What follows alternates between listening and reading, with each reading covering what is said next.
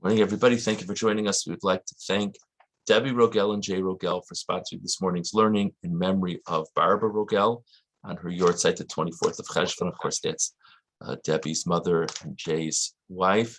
I definitely remember various interactions with her. She was clearly a person who had great appreciation for learning and intellectual growth, and it's extremely appropriate to sponsor something of learning in her memory. And obviously we can appreciate where a lot of Debbie comes from. We can certainly appreciate that.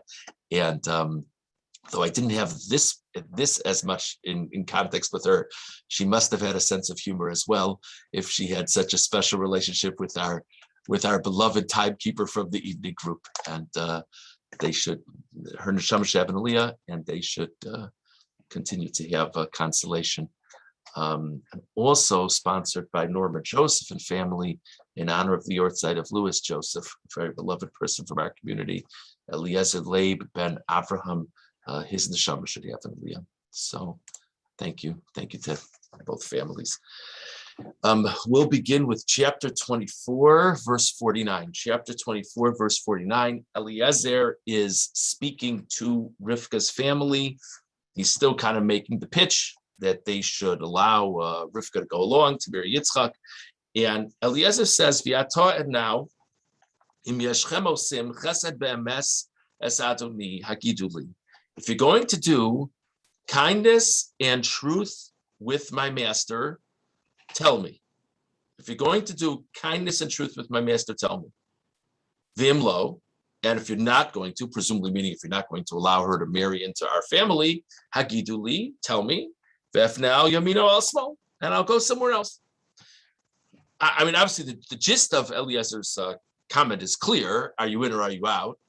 But the specific way he refers to acquiescing to his request, will you do kindness and truth? What's kindness and truth? What's that about? So it's an interesting sforno on this pasuk. Sforno on pasuk memtes im yashchem osim chesed sheketei lahafik ritzon Adoni. Tivtelu ritzonchem, v'taskibu l'shloach es bitchem be'eretz merchak. Eliezer's recognizing it's not an easy thing to have their daughter go off to this faraway land. And the idea of sending her away is really to accommodate the wishes of Avraham. So that's a chesed. That's a chesed to Avraham. That's a kindness. Ve'emes, truth, if you want there to be a great effect for your daughter and great honor to your daughter, and that will come through bringing her into Avram's house. So it's very interesting. So the truth is, this is a great thing for your daughter. Do you want to do a good thing for your daughter? The kindness is sending her out of town. So that's how the Sforno learns the pasuk. Interesting thing. Okay. They agree. And now we go ahead to verse 62. Eliezer takes Rivka, they go, and now we have an encounter. In verse 62, it says, Yitzchak ba mivo. Yitzchak was on his way back from Be'er Lachai Roi, from the well of the living site, different ways to translate this phrase. People might remember this when Hagar fled Sarah after being afflicted by Sarah, and the angel encouraged her to go back. She named the area Lachai Roi, the place where one sees God, God sees me. So that's where Yitzchak was coming back from. He was in the south. And then they have this encounter. Why is he coming back from there? What's the significance of that? It's really interesting. If you look at Rashi on Samach Beis, Mibo Be'er Lachai Roi, Shahalach Lahavi Hagar LaAvram Aviv Shiyisa'ena. He had gone to bring Hagar to marry Avraham. We know there's an idea at the end of the Parsha that Avraham married Hagar at the end of the Parsha and had other children with her. So this place is associated with Hagar, So the place is associated with Hagar. So if Yitzchak is coming from there, it must be that he's bringing Hagar to marry Avram. Besides just being an interesting pshat, there's a fascinating measure for measure in that. In other words, I don't know if this was his motivation or not, but the greatest chus that he should find a partner is that he should work on helping his father find the partner. Just an interesting thing to think about. But let's look at the Sforno. Sforno, ba mi bo be'er l'chai ro'i. Lihispalel b'makom shebo nishma'a tefillah shivchaso. He went to daven. Presumably that everything should go well in the pursuit of a wife for him. And the place that he goes to daven is the place that he knows that Hagar's tefillos were heard. So he goes there as well. V'kodem she'ispalel kvar nishlam inyano b'charan. And before he even had davened, things already worked out. He wasn't on social media with Eliezer. He didn't know exactly what Eliezer was doing at the time. They were far away from each other. So he went to daven, but before he even started davening, Eliezer had already worked it out with Rivka and family. Al derech terem yikrov aniyane, the famous pasuk that before they call out, I will already have answered. So the Sforno says he went there he saw it as a place of tefillah. I think for the people from the Sunday morning group, I think actually we once learned an essay from Revolba quoting this Sforno, because I think so. It's an amazing thing to think about. This person grew up in Abraham's home. He wants to go to a place where his tefillos will be accepted. So what does he do? He knows there was this time that Hagar davened and tefillos word, so that's where he's going to go. The Medrash says that angels visited Avram. I mean, we see in the Psukim that angels visited Avram. So what do you need to go? But the bottom line is the experience of a person feeling their need and clearly being answered by God is something that's not restricted to uniquely pious people. It's true for all of us if that we only have the right focus and intent, and we all need to respect it when it happens. It's a very interesting thing to think about. Okay, let's go on now to verse 63. Vayetze Yitzchak lasuach basadeh lifnos arev. So Yitzchak went out, literally translated to converse in the field as it was coming tonight.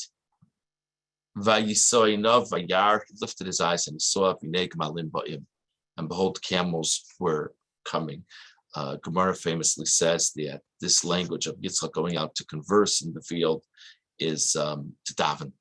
So Yitzchak was davening again. Presumably, he was davening that things should go well with the pursuit of a spouse for him. And lo and behold, he raises his eyes and he sees camels coming, and it's Eliezer and Rivka.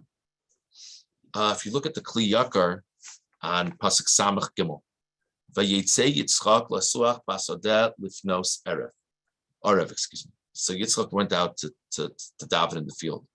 Razal lamda mikan she Yitzchak tivilas mincha shulifnos erev samach leherev shemesh. The famous idea that Avram instituted Shacharis, Yitzchak instituted mincha, because it says in the pasuk that he went out to daven near nighttime.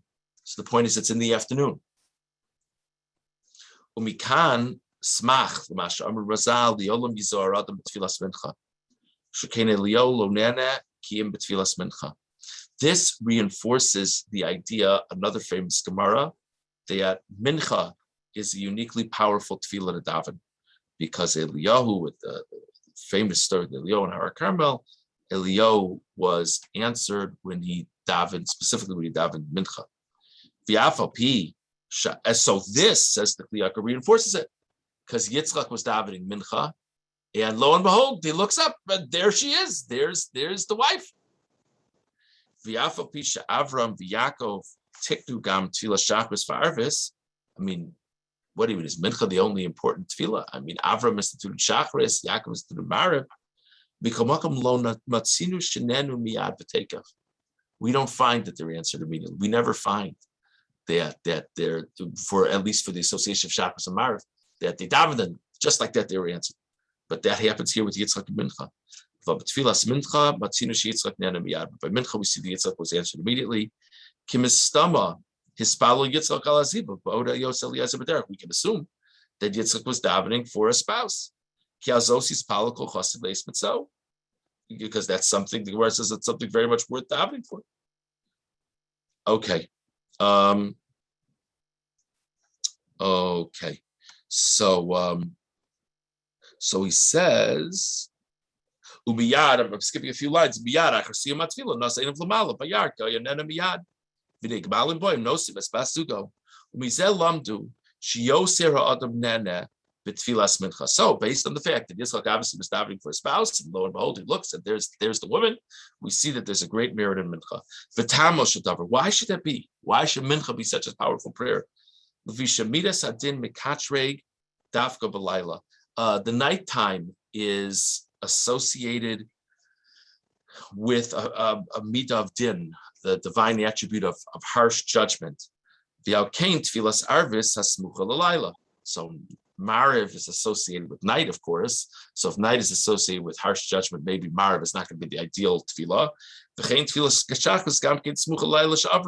Chakras is coming off of the night.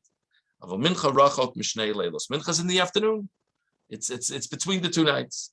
Okay, name betfila zushum kategor. Therefore, there's not the same prosecution for mincha. Whether that's the pshat or something else, obviously there are many ideas here.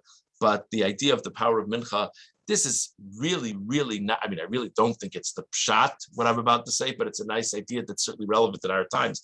Many people have commented that what's so special about mincha, maybe it is the pshat, I don't know. What's so special about mincha is that you have to stop what you're doing to daven mincha. Shachris, you get up in the morning, you daven. Okay, it's very nice. The person davens, it's great. But, they kind of do it before they move on in their day. Mariv, you have your day, you do whatever you do. If there's a convenient time to daven after nightfall while you're still busy, fine, you'll daven. If not, you'll daven at the end of the day. Mincha, you have to prioritize. In other words, it's in the middle of the day. That's an idea that a lot of people like to say, something to think about, perhaps. Let's just go on to chapter 25, let's go on to chapter 25, verse 11. Chapter 25, verse 11. Avraham, and it was after Avram died. God blessed Yitzchak. And Yitzchak dwelled in that same place, the Be'er Lachai that we spoke about the davening before. What was the bracha? What was the blessing that God gave Abraham? So we look at Rashi and Yud Aleph. The blessing was he consoled him. That's a consolation. When a person loses a loved one, to have the consolation, that's a blessing. Tavrach, or another pshat.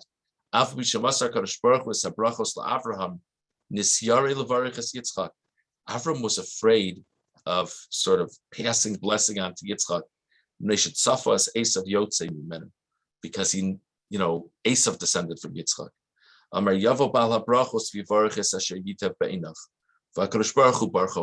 Avram didn't want to deal with it. Maybe it's right to bless Yitzchak, maybe it's wrong to bless Yitzchak, because maybe if you bless Yitzchak, that's going to carry on to Esav. He said, I'll leave it to God. So after Avram died, God blessed Yitzchak. It's an interesting thing. So we spoke about the Sforno this morning about what Eliezer means when he talks about kindness and truth. We spoke about the significance of where Yitzchak had gone to Be'er Lachai Rawi, Rashi Sforno on that. We spoke about the idea of Yitzchak being answered when he davened Mincha, and we spoke at least about Rashi, about the blessing that Avram that God extended to Yitzchak.